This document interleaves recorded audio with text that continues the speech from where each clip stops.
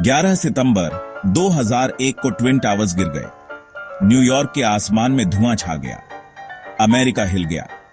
दुनिया ने डर के मारे देखा। यह सिर्फ अमेरिका पर हमला नहीं था, यह आजादी और सुरक्षा पर हमला था। हमलावर अल-कायदा ने जंग का ऐलान कर दिया था और अमेरिका घायल लेकिन दृढ़ जवाब देने के लिए तैयार हो गया। CIA, अमेरिका का खामोश पहरेदार, को उसके आदेश मिल गए। आतंकवादियों को ढूंढो, उन्हें खत्म करो। तोरा बोरा की गुफाओं और अफगानिस्तान के पहाड़ों तक एक ऐसा संदेश भेजो जो गूंजता रहे। एक नए तरह की जंग शुरू हो गई थी, एक ऐसी जंग जो परछाइयों में लड़ी जाएगी। आतंक के खिलाफ एक जंग। दुनिया का बोझ CIA के स्पेशल एक्टिविटीज सेंटर के कंधों पर आ गया। ये कोई टेबल पर बैठने वाले लोग नहीं थे, सैटेलाइट तस्वीरें देखने वाले विश्लेषक नहीं। ये भूत थे, रात में फुसफुसाते हुए अमेरिकी शक्ति का अनदेखा हाथ। और ये एक ऐसे मिशन पर निकलने वाले थे जो पहले कभी नहीं हुआ था। एक मिशन जिसका कोडनेम था जो ब्रेकर। गैरी श्रोन, एक अनुभवी CIA ऑपरेटिव, को कॉल आया। एक आदमी जिसने शीत युद्ध के जासूसी के खतरनाक रास्तों को पार किया था, अब उसे 9/11 के बाद अमेरिका की प्रतिक्रिया का नेतृत्व करने का काम सौंपा गया था। उसका मिशन अफगानिस्तान में घुसपैठ करना, नॉर्दर्न अलायंस से जुड़ना और तालिबान, जो अल-कायदा को पनाह दे रहा था, उसके खिलाफ जंग की तैयारी करना। श्रोन को खतरे पता थे। अफगानिस्तान दशकों के संघर्ष से जर्जर एक देश, साम्राज्यों के लिए कब्रिस्तान था। लेकिन हार मानना कोई विकल्प नहीं था। दांव बहुत ऊंचे थे। अनुभवी ऑपरेटिव्स की एक छोटी टीम $3 मिलियन नकद और हथियारों के जखीरे के साथ श्रोन अथाह गहराई में कदम रखने के लिए तैयार हो गया। उनकी सवारी एक विशाल C-130 हर्क्यूलिस कार्गो प्लेन थी, जिसका होल्ड उनके काम के औजारों से भरा था।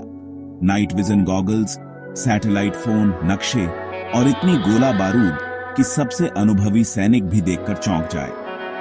जैसे ही प्लेन रनवे से दहाड़ता हुआ उड़ा, अमेरिका के सुख चैन को पीछे छोड़कर श्रोन और उसकी टीम जानती थी कि वे अनिश्चितता के मुंह में उड़ रहे हैं।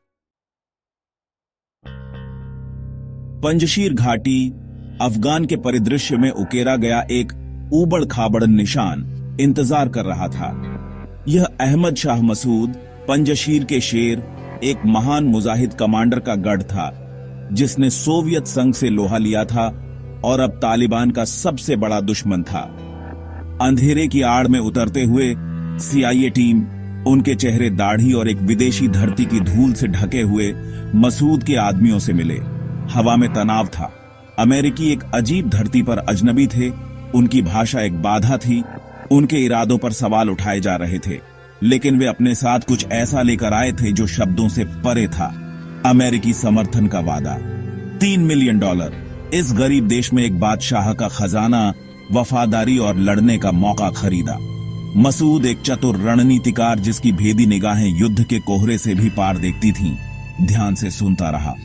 वह जानता था कि अमेरिकियों को उसकी उतनी ही जरूरत है जितनी उसे उनकी।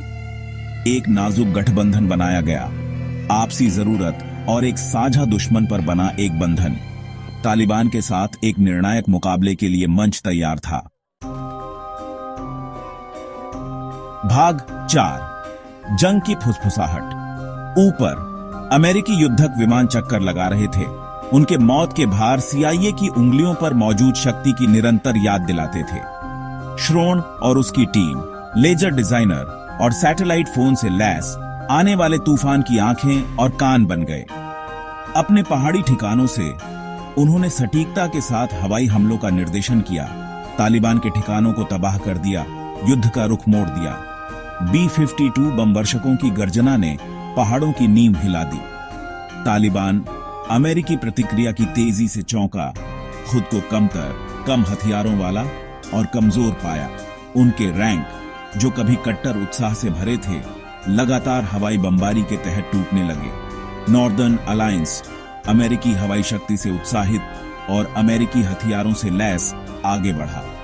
घोड़े पर और पैदल वे अपनी मातृभूमि की रक्षा करने वाले पुरुषों के रोष से लड़े। तालिबान, जो कभी अजेय लगता था, पूरी तरह से पीछे हट रहा था। भाग 5 जॉब्रेकर की गूंज। काबुल गिर गया।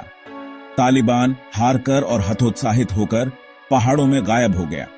अफगान के लोग युद्ध और उत्पीड़न से थके हुए नॉर्दर्न अलायंस और उनके अमेरिकी सहयोगियों के आगमन का जश्न मनाया।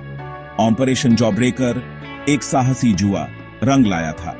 कुछ ही हफ्तों में सीआईए ने एक शासन को गिराने और दुनिया भर के आतंकवादियों को एक संदेश भेजने में मदद की। अमेरिका को धमकाया नहीं जाएगा, लेकिन जीत की कीमत चुकानी पड़ी। पंजशीर के शेर अहमद शाह मसूद की 9/11 से कुछ दिन पहले ही हत्या कर दी गई थी। एक पत्रकार के रूप में आए एक आत्मघाती हमलावर का शिकार। उनकी मृत्यु ने जीत पर एक काला साया डाल दिया, आगे के खतरनाक रास्ते की याद दिलाते हुए। ऑपरेशन जॉब्रेकर तो बस शुरुआत थी। आतंक के खिलाफ जंग, एक लंबा और कठिन संघर्ष अभी शुरू हुआ था। जॉब्रेकर की गूंज आने वाले वर्षों तक गूंजती रहेगी, अमेरिकी विदेश नीति को आकार देगी, एक पीढ़ी को परिभाषित करेगी और विश्व मंच पर एक अमिट छाप छोड़ेगी। भूत परछाइयों से लौट आए थे, लेकिन उनका काम अभी खत्म नहीं हुआ था।